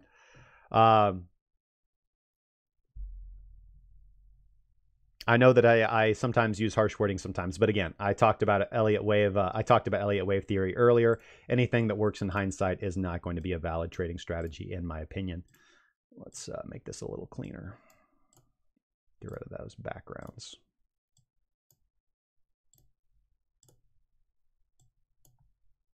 All right. So on the daily chart right here, we are expecting this area to hold as support, which it already did once. We can delete those little black lines right there, which it already did once. So this is our new area of support, 137.26 to 132.25. Let's call it right around that $135 area. If we are actually able to close a daily candle close below that, or if the Fisher transform starts, gives us a nice crossover here or goes into overbought territory here on our HD transformer, then I'll most likely be looking for a short position as well. This to me is optimistically still a long right now. Would I be longing to resistance right now? No. But I think that if your long position is still open from this pullback to test support, most likely go ahead and keep it open at this time. Be looking to manage risk or be out of your position if we are actually able to close daily candles below this recent support level. That will be a signal to me that we are going to retest the point of control. However, until then, I remain speculative and tentative that we are going to continue with a little bit more upwards movement here on Ethereum, but we are going to want to wait and see until Wednesday, really, for volume to really kick in. Maybe we don't get any significant movements this entire week. Highly possible. Holiday weekend, might have to wait a full week until we get a strong directional signal. The trade to me has not really materialized on the table, either for XBT or for ETH, honestly. Just the signals are on the cards. I think that more than likely we are going to continue to trail downwards here a little bit on XBT, depending on whether we probably will get a secondary bounce off the support area right here, potentially a retest of the point of control, or perhaps lower, perhaps this area right here around that $3650 area, $3650 area. But yes. Take a look and see here. Yes, we do see on the Fisher transform that we are bottoming above the zero line. Fisher transform is in that overbought territory. However, with a strong directional trend like this, like we are experiencing with Ethereum right now, that doesn't mean anything. It can remain overbought significantly. So this actually is a nice signal that we are actually getting a close, or excuse me, we are turning up and bottoming above 1 standard deviation above the Fisher transform. Now, this is telling you that you do want to be hesitant. However, things look good. We are still above the 0 line. So if the Fisher transform gives us a significant crossover like it gave us here, so we do see that the Fisher transform goes 2 standard deviations above the 0 line right here and gives us a crossover here. Also, we're looking for our HD transformer to actually time that for us. Gave us the time signal right there on that first black candlestick right there, telling us to be out of our long position and enter into a short, all the way back down, targeting that point of control area, which would have been the take profit target off of that. So now we are currently above the support level. So I know I reiterate things a whole lot, but looking tentatively optimistic on Ethereum actually. Bottoming above the 0 line, bottoming above the 1 standard deviation line is actually quite good. We are getting a little bit of a crossover. We did not go into overbought territory on our HD transformer either, so we'll wait and see how far this pullback gives us. If we do bottom around the 0 line again here on our HD transformer and we stay above the 0 line, again, still bullishly optimistic on Ethereum here. Just looking at the technicals of the chart, go into a lower time frame. We'll look what kind of trade we can take.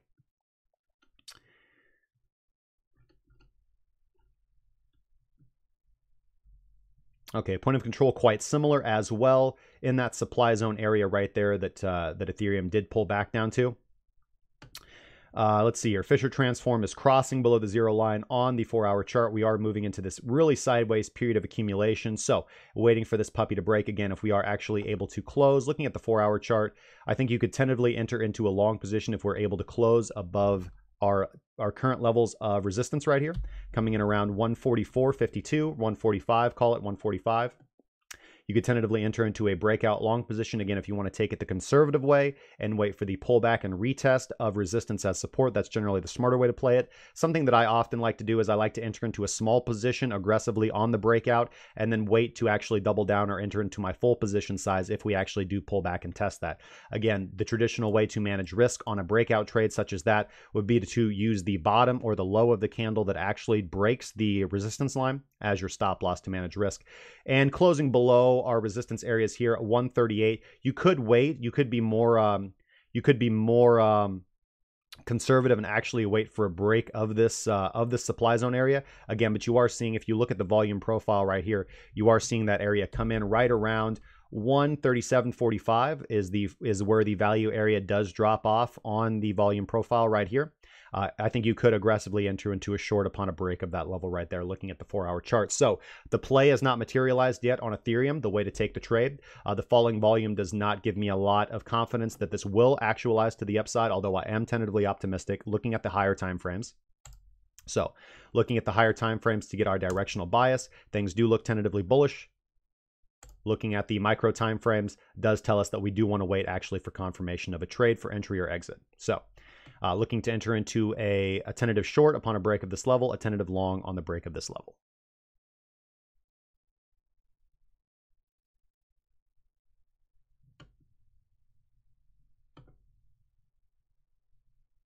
Let's go take a look at Mr. Ripple.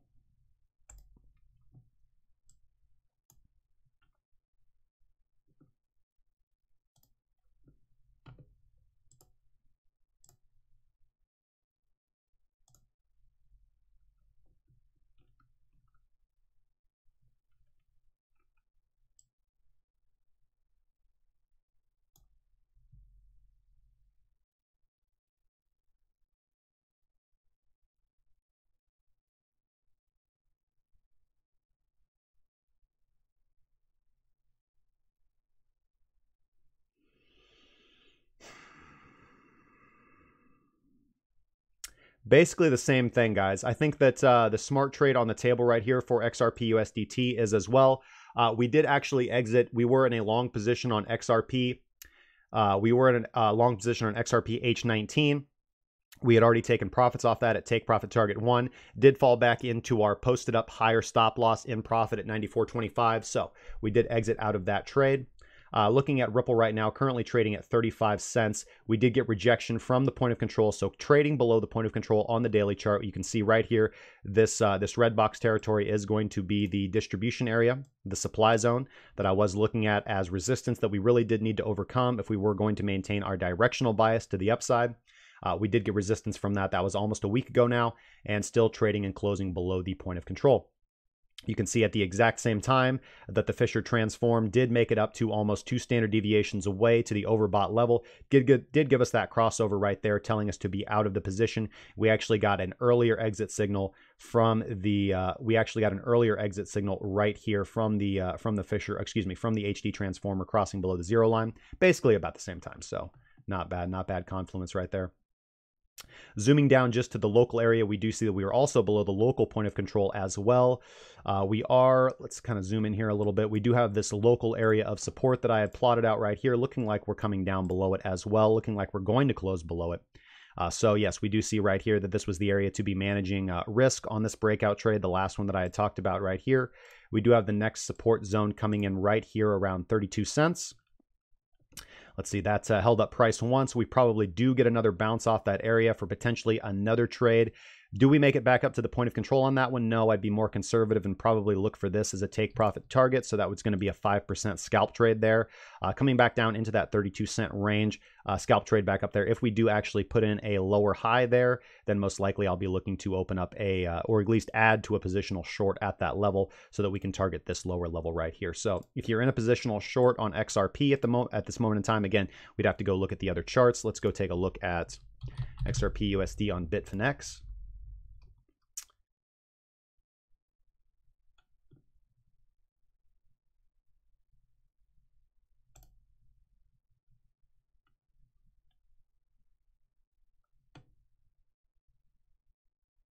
Yeah, so we do see the exact kind of same thing here. If we look at the volume profile, you can see here that we do have a level, we do have a high volume value area node right here that we are trading in.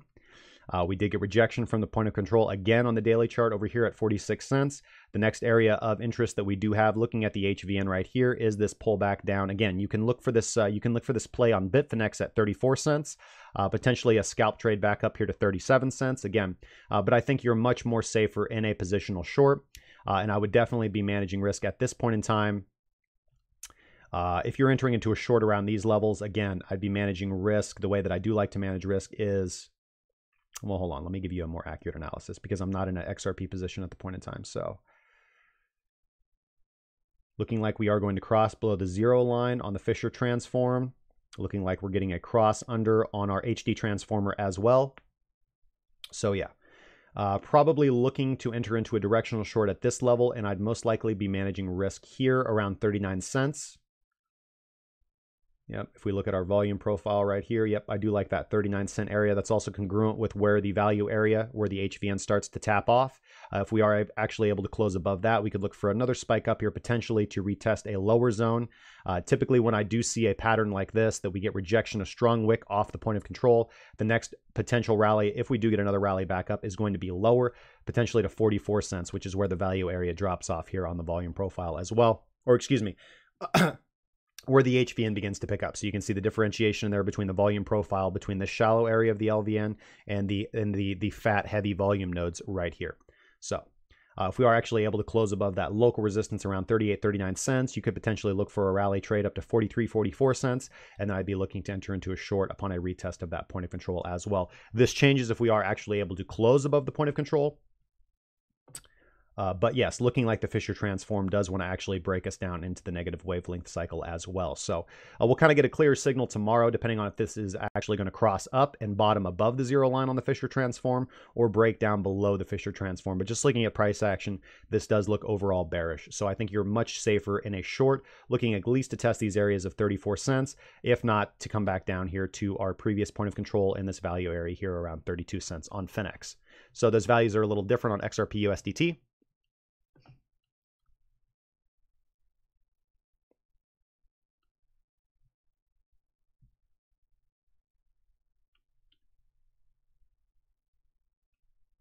Oh yeah, so I will. I'll open up the XRP 3-day and 1-day. I do have the 1-day open right here.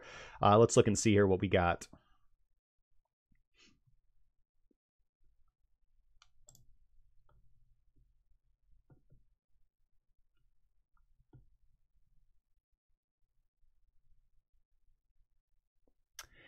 So we had that nice hidden bearish divergence right here on this last rally for XRP. So XRP did drop down from that nice pump up to almost 80 cents on Finex. pull back down to the point of control, consolidated at the point of control, and then broke back down, and now getting rejection from the point of control as well. Pretty much confirmed kill, honestly, at that point in time. We look at the Fisher transform. We see that we do put in a overbought high here at 1 standard deviation away. And then over here, we put in a higher high on the oscillator. Put in a higher high on the oscillator, but we're putting in a much lower high on price action. So again, that nice hidden bearish divergence. And again, we're getting the confirmation here as well with the lower high. So things looking... Yeah, things looking, again, Alex, I believe you would say looking like a confirmed kill on XRP, at least for this rally, definitely looking like a failed rally. Again, the positional trade, the short-term scalp trade has not really revealed itself, as I said. Again, looking for a potential break above that local point of control. If you did want to enter into a long position, as you can see here, if we go down to the 4-hour chart, you do have that local point of control around that 38, 39 cent area that I did talk about. And again, you do have that kind of support zone coming in around 34 cents. It's acted as support once, so traditionally this is a support area where you are looking to enter into a long position. You can always wait for confirmation. You can wait for the dip back down and then the test above that support level and then the retest as resistance. Again, many ways to do this, guys. Many ways to trade these areas out, but just classically charting in the classical aspect of trading, you are looking for second and third touches on key levels of support to look to take positions from, just as you're looking to take second and third touches of resistance as areas to enter into shorts from. So you see the same thing here where you're consolidating above the point of control. You put in a resistance level, you break down below the point of control. There's your breakout short trade right there. Let's see here.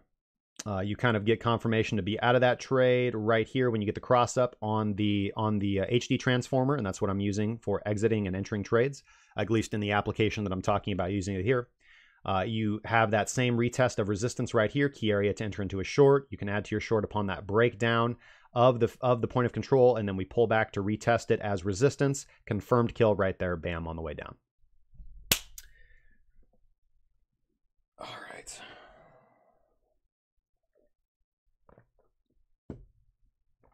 All right, 1240, guys.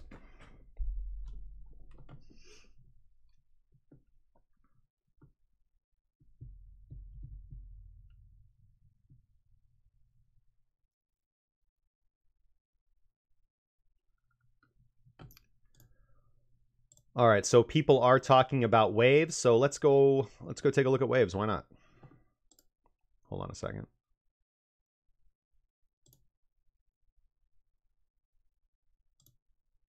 There we go. So let's I changed that scaling, so let's go ahead and save that so it's a little easier on the eyes.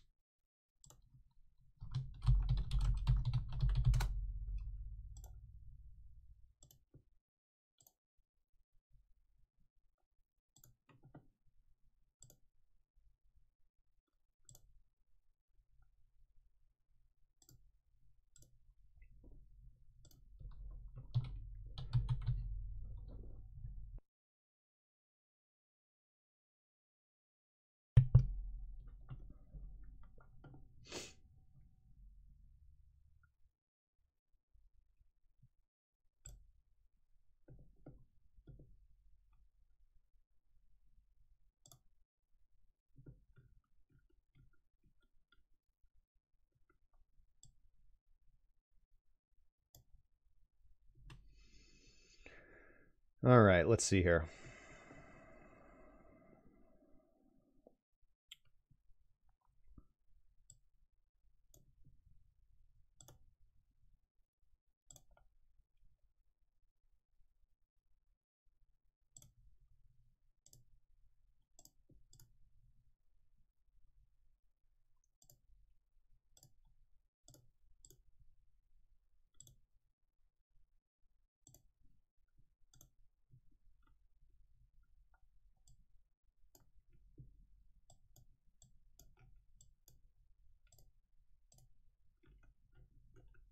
Come on, man. There we go.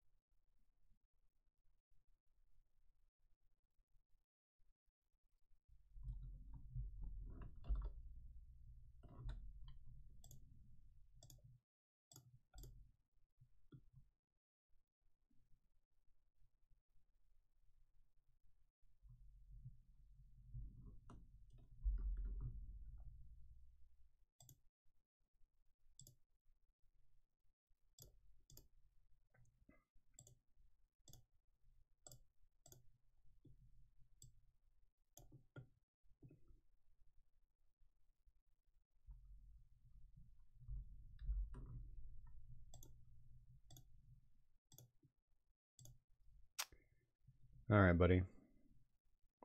Taking a look at waves here.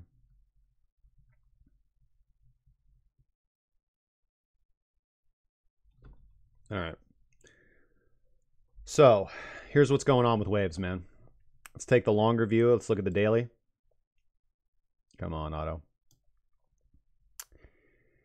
All right, so you do see right here where I've plotted out this purple line right here. This is going to correspond to a previous point of control, and also looking at the volume profile is going to be the absolute top of the volume profile. Typically, what we say when using the volume profile to trade, when you are actually able to get higher time frame closes above the value area, then that is quite bullish. You are looking for that area to become support, and you are looking to actually gap trade up through LVNs that previously overcame you. So if waves had been able to actually do that, if waves had actually been able to close above $4.35 on higher time frames, then we would have remained bullishly optimistic for it to continue. But this obviously gave us very strong signs to be out of the trade, coming up to that area, putting in that blow off top on volume right there. Of course, waves had a very nice run in the dollar sense, up almost 300% in dollar valuation since the 24th of November. So I believe we actually did catch a couple waves trades ourselves, although we did not take that long-term positional trade. So congratulations to anybody who did take that trade. But rejection from this previous distribution area right here after overcoming the previous consolidation area. This does not look like, I'm trying to figure out, yeah, you could have looked at this like, nah, it's not clean.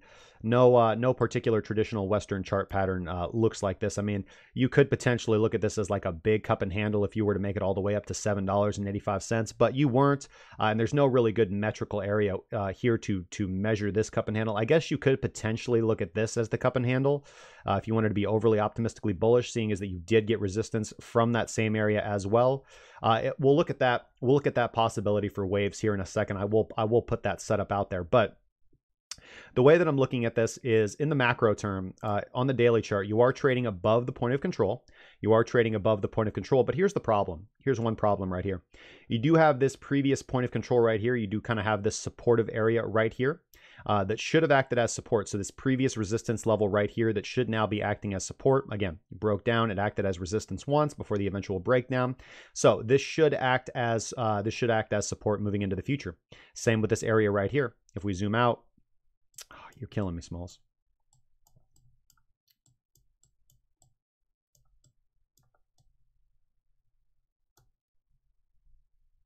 I'll wait.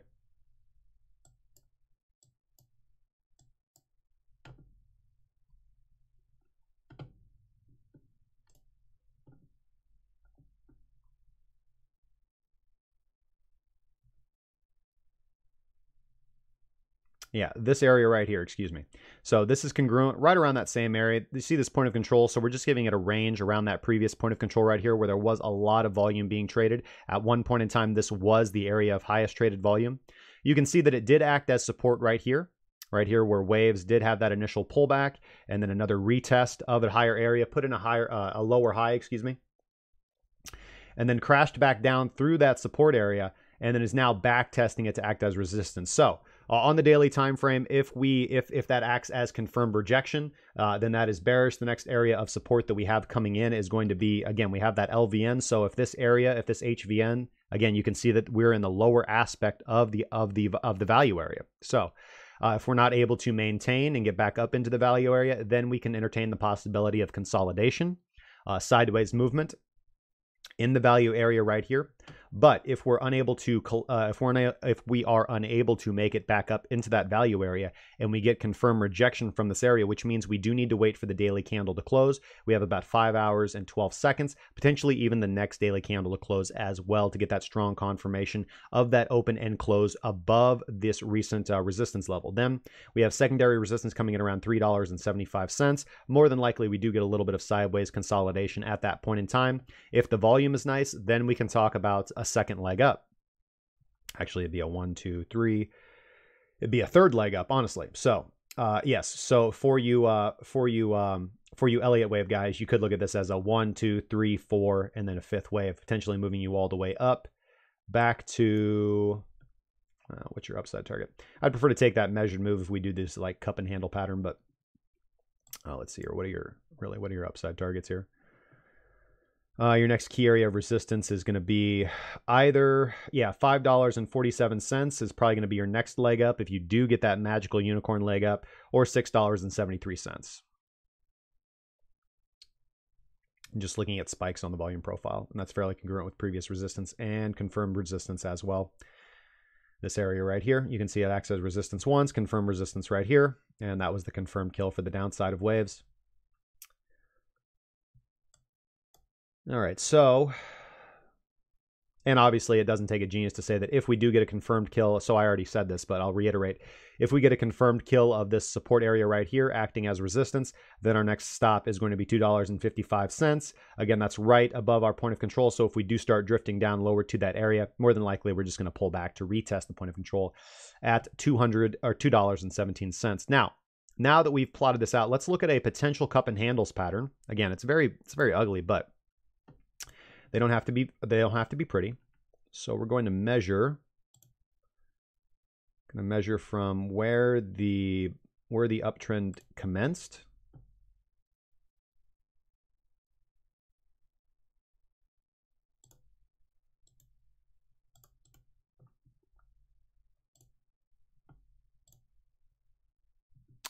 So we are in that classical area of the cup and handle pattern for a bullish buy, honestly. So when you are looking to take a cup and handle trade, same with a head and shoulders, honestly, or an inverted head and shoulders, looking at the potential pattern. Your optimum buy zone is between that 236 and 382 Fibonacci retracement. So you are looking to buy in this zone right here, and that is between $3.51 and $3.01. This is your optimum buy-in zone, and the way that you manage risk is below the 50% Fibonacci retracement right there. Although looking at this, I'd be much more conservative, and I would be managing risk if we actually do end up closing below our local low of support. There you go. So potential buy, I would definitely wait and make sure that we do actually close above this previous resistance line. If we're actually able to close a daily candle up above this area of $3.36, then yes, that is a potential buy. You're at least looking for a short-term target of $3.75, so that's going to be a 12% trade on the table for you as well. Your previous resistance area coming in around $4.35 as well. Looking at the volume profile, we can actually move that down just a little bit. Okay, get out of my face.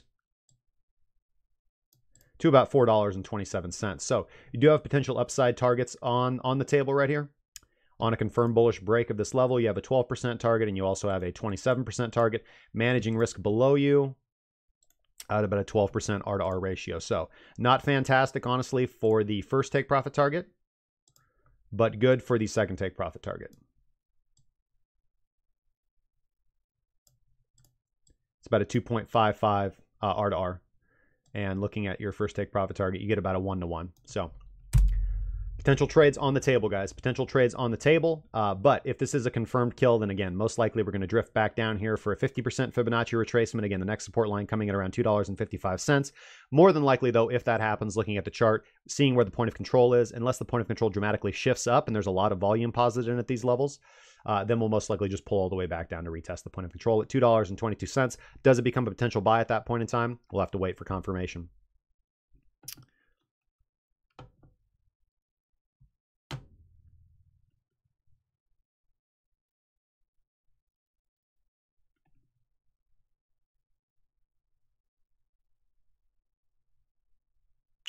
Yeah, I think proof of keys is going to be a big nothing burger too, MaxX.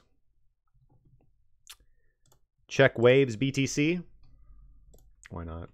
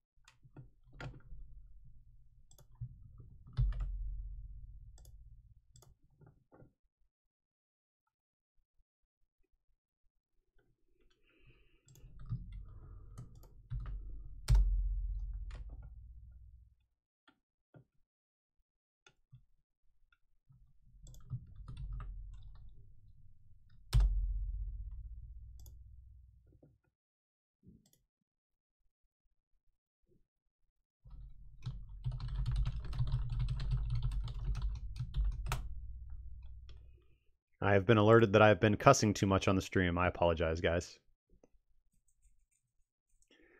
No, my mic isn't broken. I was just typing something up. Yagami, good to see you, man. How you doing? Haven't seen you in a while. What happened to our super fan?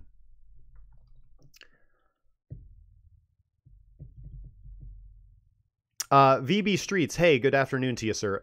He asks, do I use trading bots? I have little to no experience with trading bots.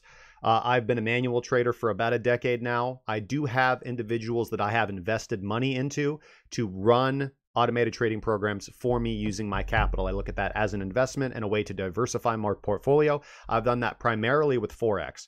I've done it less with cryptocurrency, although I do have a little bit in automated trading in cryptocurrency. The individual that I do have that does that for me is very successful, very intelligent, understands technology way more than I ever will, as far as in so much as that goes. You know, we have an agreement, and that's how that runs. So I would be the wrong person to talk to about trading bots. However, we are looking at.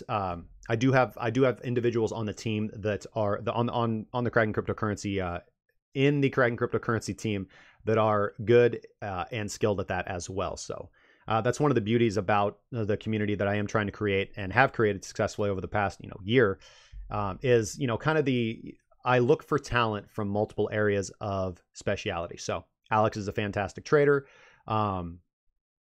We've recently added Malicious to the team. He's also a fantastic trader. Looks at the charts in a completely different way. We have several more people that we are looking to kind of help out behind the scenes, and they're looking to take a more public role moving forward. But we've got a lot of, listen guys, 2019 is going to be a fantastic and exciting time for Kraken cryptocurrency. I can tell you that.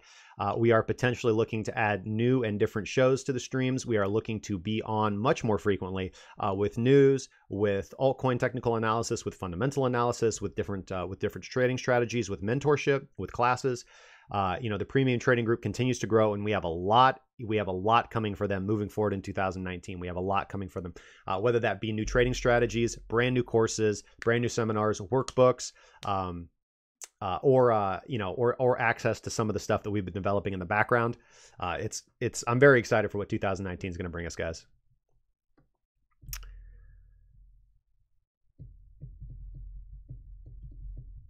All right, so guys, it is 12:58. It's time for me to get going, guys. I'm sorry. You guys know what time it is.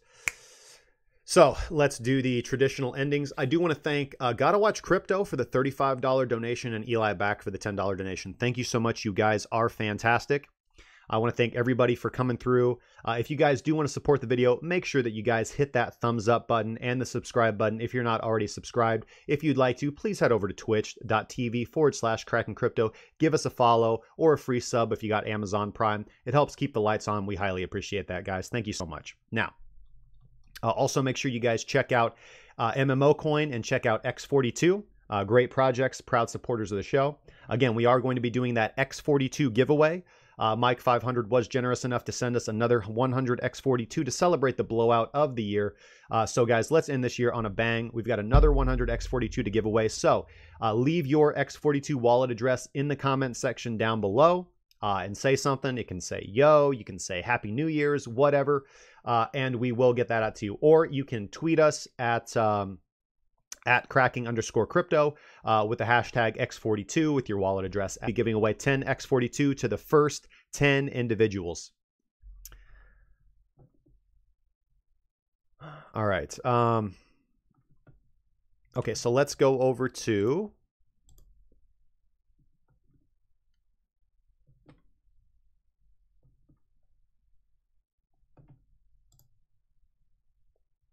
why do I feel like this is weird. Okay, there we go. That was weird. My Streamlabs OBS froze for a split second. Yep, and so did the stream. Guys, don't panic. The stream just froze for a second. It's coming back right now. Okay, so let's go over to the most important thing that you guys can do today. First off, make sure that you guys check this article out. If you guys are unfamiliar with the Austrian theory of economics or Austrian theory of money, if you guys are unfamiliar with the writings of Murray Rothbard or Ludwig von Mises. This is what is the kind of the genesis for my underlying economic philosophy. So make sure you guys go check that out. It is very easy to be dragged into misleading or fraudulent cryptocurrency tokens, projects, and promises if you guys do not fundamentally study a sound theory of money policy. So go check out that article. Please go read that. It was life-changing when I started reading the writings of Murray Rothbard and especially Ludwig von Mises. So go check that out, guys. I highly recommend that. So let's talk about the most important thing that you can do today, guys. The most important thing that you guys can do today is head on over to krakencryptocurrency.com. The third greatest website on the internet, I am told. If you guys want to support the show in a more substantial way, you guys can head on over to our merch store. Again, let me show you the finest of beverage vessel containers. You guys go on over to accessories, mugs, and drinkware. And let me point you out this baby, guys. Let me point this baby out for you. Behold, right there, the Kraken Cryptocurrency HODL mug.